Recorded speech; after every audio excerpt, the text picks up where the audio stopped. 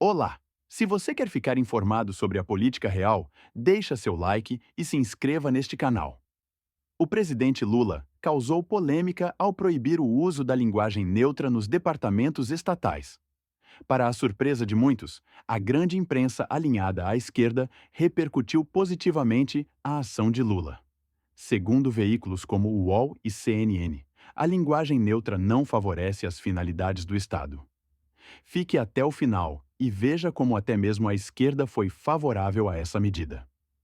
Para os jornalistas Josias de Souza e Leonardo Sakamoto, ambos comentaristas de esquerda do UOL, a linguagem inventada pela militância esquerdista não combina com o setor público. Veja o que disseram. Acho que não precisaria nem de lei para isso, né, Fabíola? Se você tem uma comunicação oficial do governo, essa comunicação deve ser expressa na linguagem formal, gramaticalmente aceita. Nós estamos vivendo num país em que as escolas tentam, e algumas sem sucesso, ensinar o básico do português, né? E essa linguagem neutra, ela também vai prevalecer se conseguir se impor nessa linguagem que o povo vai inventando. Quantas expressões já foram alteradas porque caíram no domínio popular? Mas já se tentou, muitas vezes, implementar essa linguagem neutra por meio de legislação, nos legislativos estaduais, municipais, e não vinga, o judiciário derruba e a própria prática derruba, né? Ninguém imagina, Fabiola, que todos os professores e os alunos vão passar, todos juntos, ao mesmo tempo, a se expressar nessa forma, que na prática, é uma forma contraintuitiva de se expressar, né? Então, se isso emplacar, se o povo se cair no gosto popular, logo, logo vai estar no dicionário.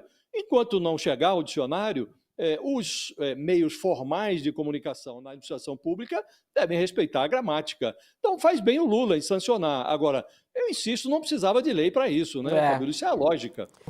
Eu também concordo com o Josias que no caso de repartições públicas e tudo isso mais, a regra é a norma culta, né? Até porque não é só a questão da linguagem neutra. Em muitos lugares você tem outros tipos de linguagem, outros tipos de formas de expressão que não vão caber na administração pública exatamente porque ela tem que falar de uma forma padronizada com a maior quantidade possível de pessoas. E também voto com o relator com relação ao fato da língua brasileira e qualquer língua ser extremamente viva. A própria existência do português é o fato disso, né? A última flor do Lácio, ela é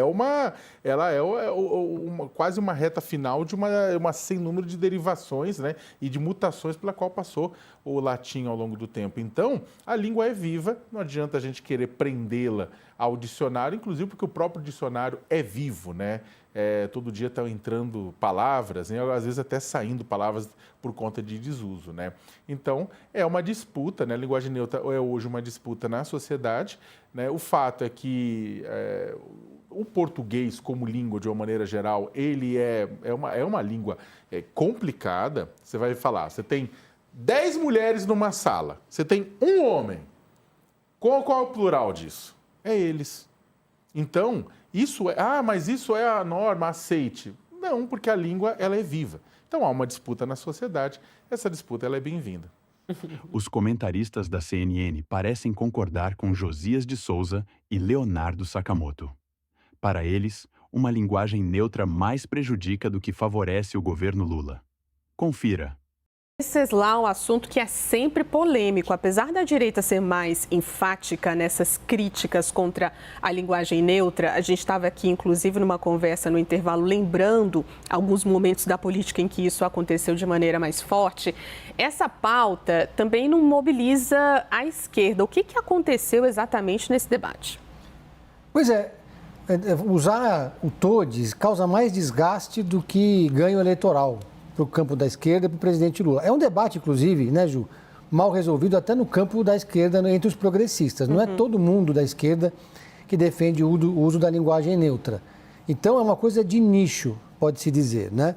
No começo do governo Lula, muita gente adotou a linguagem neutra em cerimônias. Inclusive, a primeira-dama usava bastante o todes. Quando o Lula sanciona essa questão da proibição do uso da linguagem neutra, em repartições públicas, por exemplo, que é uma emenda do PL, ele está enterrando uma agenda identitária, cara para uma ala do campo da esquerda e sinalizando um certo pragmatismo para a eleição presidencial do ano que vem. Não é segredo para ninguém que uma das principais atividades do PT nesse momento, um dos principais focos eleitorais do partido, é se aproximar do eleitor evangélico.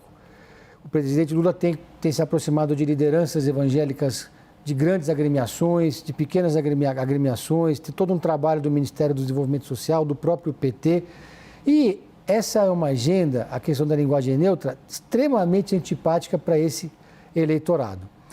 No campo da esquerda, então, essa decisão do presidente Lula foi uma vitória da ala mais pragmática, mas não só da ala mais pragmática, daquela ala que entende que a esquerda tem que pensar de forma mais estratégica, mais ampla, em vez de ficar no caminho mais eleitoral, que pode ajudar a eleger deputados, que é a questão da linguagem neutra, da descriminalização das drogas. Tem gente na esquerda que acha que essas pautas não podem ser prioritárias nesse campo político.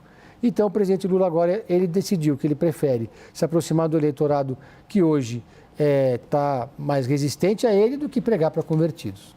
E você? O que achou da medida do Lula? Acredita que essa medida melhora sua imagem ou ele favorece a direita? Deixe nos comentários e não se esqueça de se inscrever no canal Real Política. Até breve.